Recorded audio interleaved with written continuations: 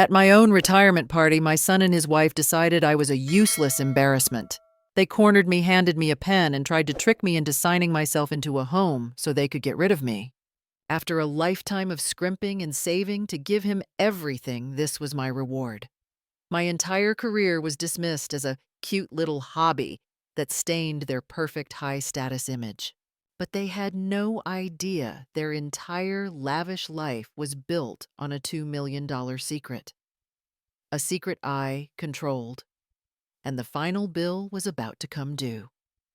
The air in the Westchester Country Club was so thick with the smell of money and lilies you could practically taste it. Everything was cream and gold, from the heavy drapes to the champagne flutes in everyone's hands. It was my retirement party, apparently, though it felt more like a stage play that I'd been cast in without ever seeing the script. My daughter-in-law Fallon was the director, of course. She flitted around me like a hummingbird on a sugar high, all glittering jewelry and a smile that never quite reached her eyes. Every few minutes, she'd descend to pat my hand or adjust the cashmere shawl on my shoulders, a little performance of affection for her audience. My son Damon hovered nearby, looking like he'd rather be anywhere else. He had this pained expression he got whenever his wife's world and mine were forced to collide, caught between her aggressive, shiny ambition and my quiet, simple life. The humiliation was a slow, steady drip. When my old boss Maria came over to reminisce about the time we'd untangled the mess of the Henderson merger, Fallon swooped in. She told Maria with that bright, brittle laugh that we shouldn't tire me out with talk of my old hobbies.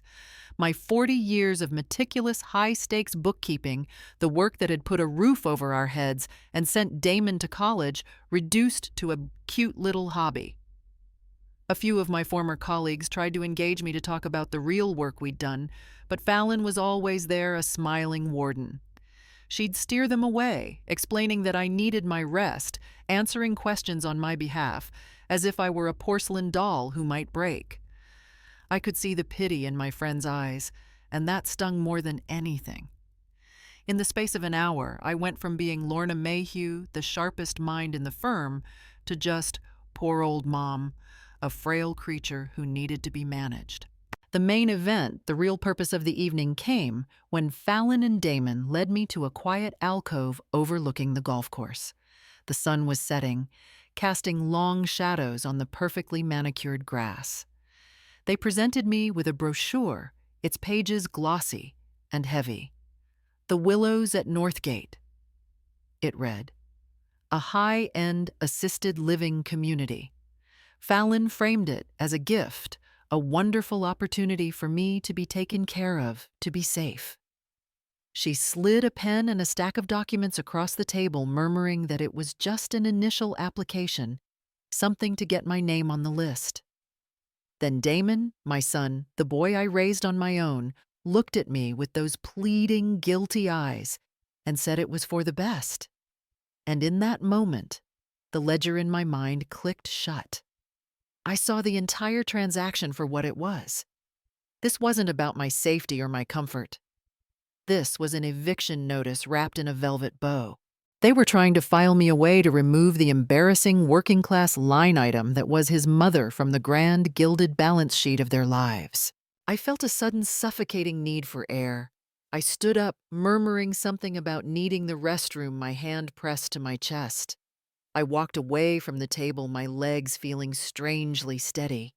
I didn't go to the ladies' lounge. Instead, I found a service corridor, cool and quiet, after the noise of the party. As I leaned against the wall, I heard a voice. It was Fallon, her tone stripped of all its social grace, leaving only a raw, panicked hiss. She was on the phone. I heard her say she didn't care what the market was doing. She said the quarterly payment for the note was due, and then came the words that stopped my heart. She hissed, "If we default, she finds out. We lose everything. By the way, if you're enjoying the story so far, please consider subscribing so you don't miss what's next. We'd also love to hear your own story if you'd like to share it with our community." Now, let's get back to it. I walked back to the party, the frantic echo of Fallon's words carving a new, clear column in the ledger of my mind. Quarterly payment. Note. Default. These were my numbers, my language. The humiliation I'd felt just moments before evaporated, replaced by the cold, clean focus of a problem to be solved. I returned to my table, smiled serenely, and allowed them to continue their performance. For the rest of the evening, I was the perfect, docile retiree they wanted me to be. But inside, I was already at work. A few days later, I was at their house for our mandatory weekly dinner.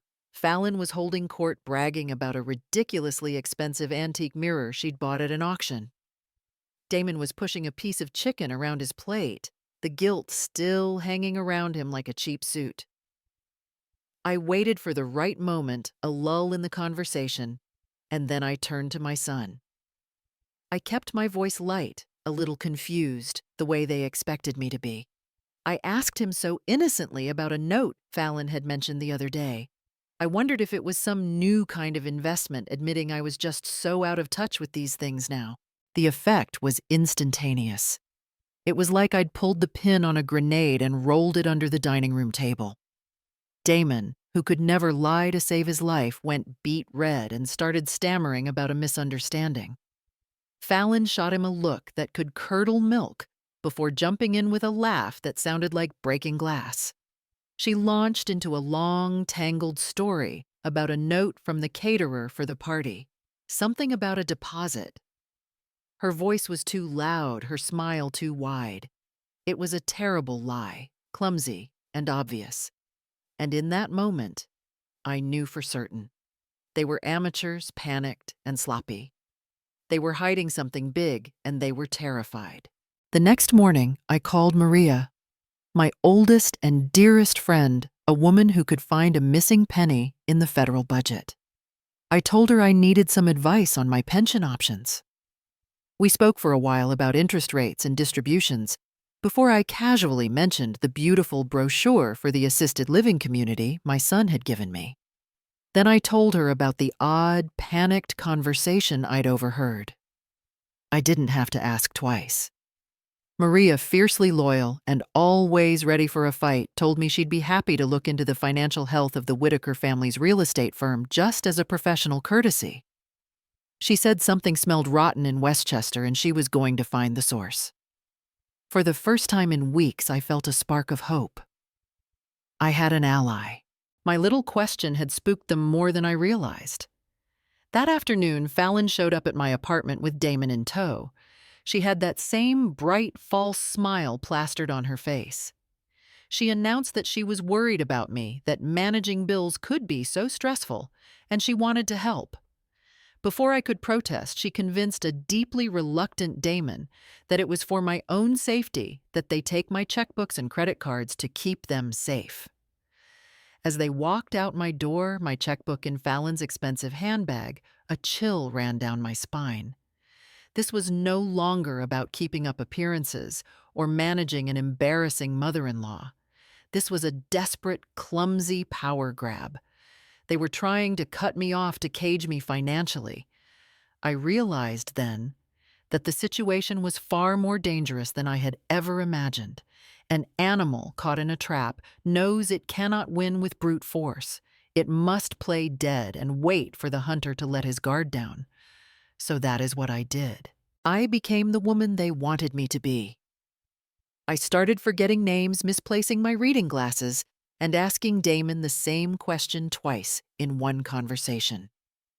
When Fallon would visit, I would thank her with a wavering voice for handling my bills, telling her it was all so confusing now. The relief on her face was almost comical. She saw victory, a problem neatly solved. My son, on the other hand, was drowning in his guilt.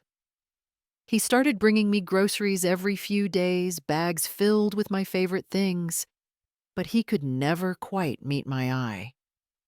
He would linger by the door, his shoulders slumped before retreating back to the gilded cage he called a life. They both believed they had won. They thought the threat was neutralized.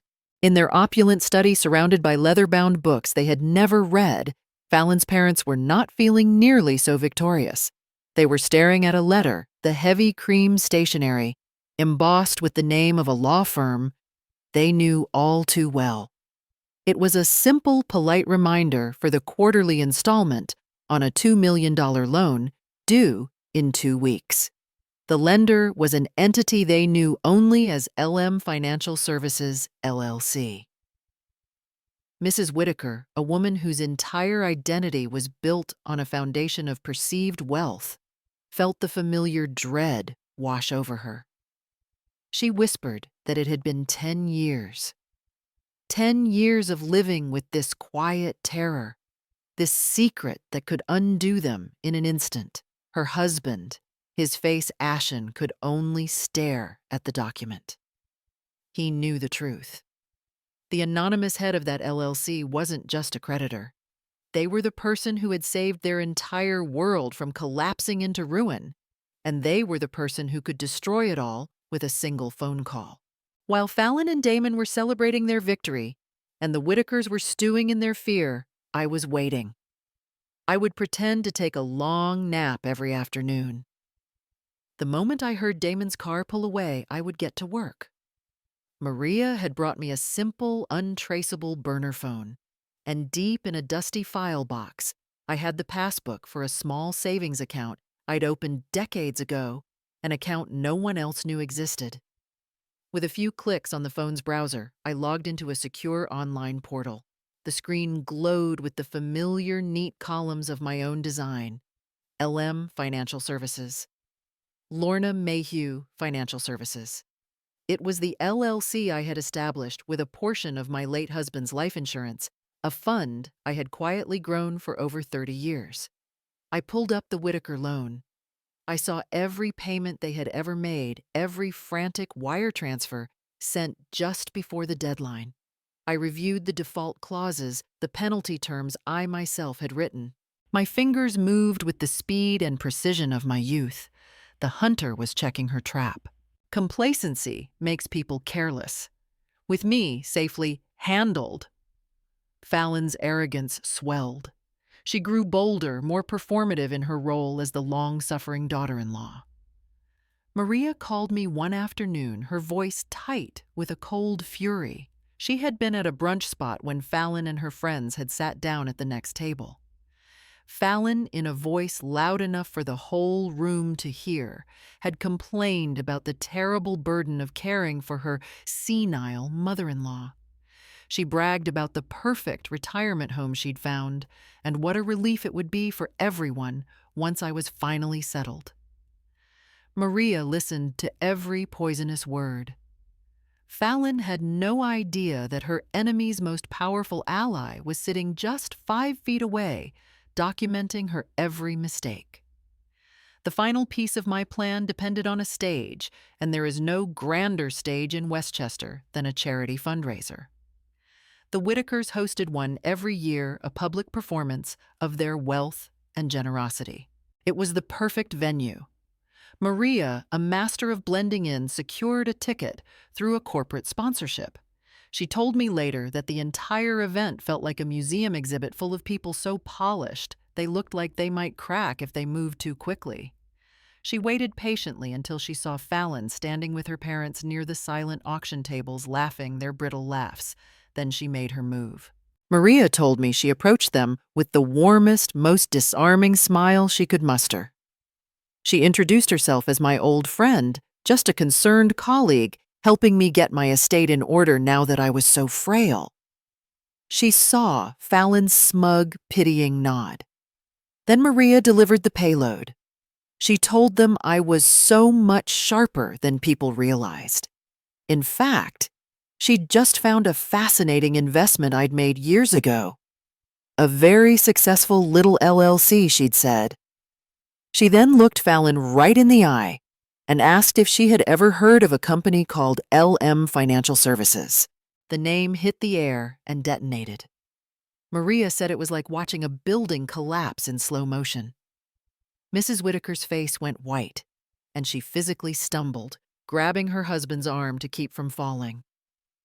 Fallon just stared, her mind frantically working the horror dawning in her eyes as the pieces slammed into place. L.M. Lorna Mayhew. It was impossible.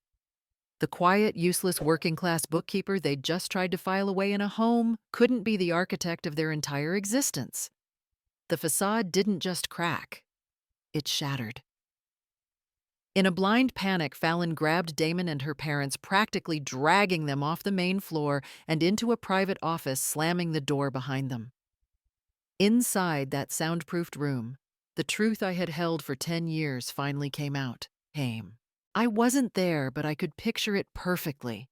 The story of their near bankruptcy, the shame of their failure, the decade of terror living under the shadow of a secret loan, and the final soul-crushing revelation that the silent, all-powerful creditor they feared was none other than Damon's own mother. The confession blew their family apart. Maria waited for nearly an hour before Damon emerged, looking like he'd seen a ghost. Later, he would tell me what happened. He had been stunned into a horrified silence, staring at the woman he married as if he'd never seen her before. Her father had tried to blame the economy, making weak excuses for his failures. Her mother had just sobbed not for the deception, but for the social ruin they now faced. And Fallon, cornered and exposed, did the only thing she knew how to do. She lashed out. She screamed that it was a trap, that I had done this to them on purpose, that I had held this power over them just to torture them. The alliance they had formed to manage me imploded into a toxic mess of blame, resentment, and fear. I was sitting in my quiet apartment when Maria finally called to confirm the mission was complete. After we hung up, I picked up my own phone. I dialed my son's number. He answered on the first ring, his voice trembling. I kept my own voice perfectly calm, perfectly even as cold and clear as ice. I didn't yell. I didn't accuse. I simply stated a fact. I told him I understood he had recently learned about my business portfolio and that we had matters to discuss. I told him to be at my apartment the next morning at 10 o'clock. Then I added one final instruction: he was to come alone. Before he could respond, I ended the call. The power had shifted. The board was set. And now they would wait, terrified, for my judgment. When my son arrived the next morning, he looked like a broken man. The arrogance was gone, replaced by a hollowed-out shame. He started to apologize, but I held up a hand. I told him we weren't going to talk here. We were going to the bank. Specifically, the main branch of the very bank where his father-in-law, Mr. Whitaker, sat on the board of directors. I had already arranged a meeting with the bank manager, an old acquaintance of mine, along with my lawyer. I explained to Damon that I was dissolving my LLC and that Fallon and her parents needed to be present to sign the necessary transfer documents. His only job was to make sure they were there. I saw the fear in his eyes, but for the first time in a long time, he simply nodded and did what he was told. The bank's conference room was a cold, sterile box of glass and steel. We all sat around a polished mahogany table. Fallon, her parents, looking like statues of dread, a pale and silent. Damon, the stern-faced bank manager. My lawyer, Maria, and me. I had the floor. With the calm precision of a lifelong bookkeeper, I laid out the truth. I didn't raise my voice. I simply presented the evidence. First, the original loan agreement from 10 years ago, signed by the Whitakers, saving their company from ruin. Next, the complete decade-long payment history showing a pattern of near defaults. Finally, I placed the glossy brochure for the Willows at Northgate, and the documents they had tried to trick me into signing right next to the checkbooks and credit cards they had taken from my home. Each document was an entry in a ledger of their deceit, and I presented it all without a trace of emotion. The real judgment didn't come from me. It came from across the table. The bank manager, a man who had likely played golf with Mr. Whitaker for years, looked at his board member with a quiet, profound disappointment that was more devastating than any shouting could ever be. There was no public drama, no yelling or tears. There was only the chilling silent finality of professional and social ruin.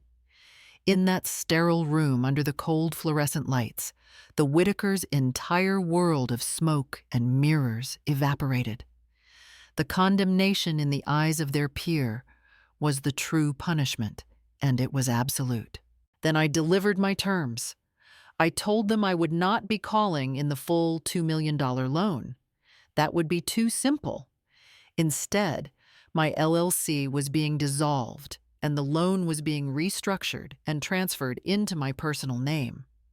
The interest rate would be increased to the current market standard, and the payment schedule was now monthly, not quarterly, to be automatically debited from their accounts. I informed them my lawyer would be reversing their illegal seizure of my financial assets and that a restraining order was being filed to prevent any future contact from Fallon. I looked directly at her as I explained that this was not a punishment. It was a business transaction, and they would honor the terms. I hadn't destroyed them. I had simply taken back control of everything they tried to take from me with interest. Justice, I've learned, isn't always a lightning strike. Sometimes it's just the slow, inevitable turning of a page in a ledger. The consequences for the Whitakers weren't loud or dramatic. There was no public shaming. Instead, their ruin was a quiet, creeping thing. A "for sale" sign appeared on the manicured lawn of their mansion a few weeks after our meeting at the bank. Their names quietly vanished from the donor lists of the charities they once lorded over. Their social life, the very oxygen they breathed, was cut off, not with a bang, but with the soft collective click of unreturned phone calls. They didn't fall from grace in a spectacular explosion. They simply faded into obscurity, which for people like them was a far worse fate. From what I've heard, they are all walking different paths now. Fallon, I'm told, remains a prisoner of her own bitterness. She lives in a much smaller house with my son, their marriage now a fragile truce held together by resentment. Her parents stripped of their pride, and their mansion have been humbled by the quiet reality of a life they can actually afford, and the stress has aged them beyond their years. The only flicker of hope comes from Damon. He sent me a short, simple letter last month. He didn't ask for forgiveness.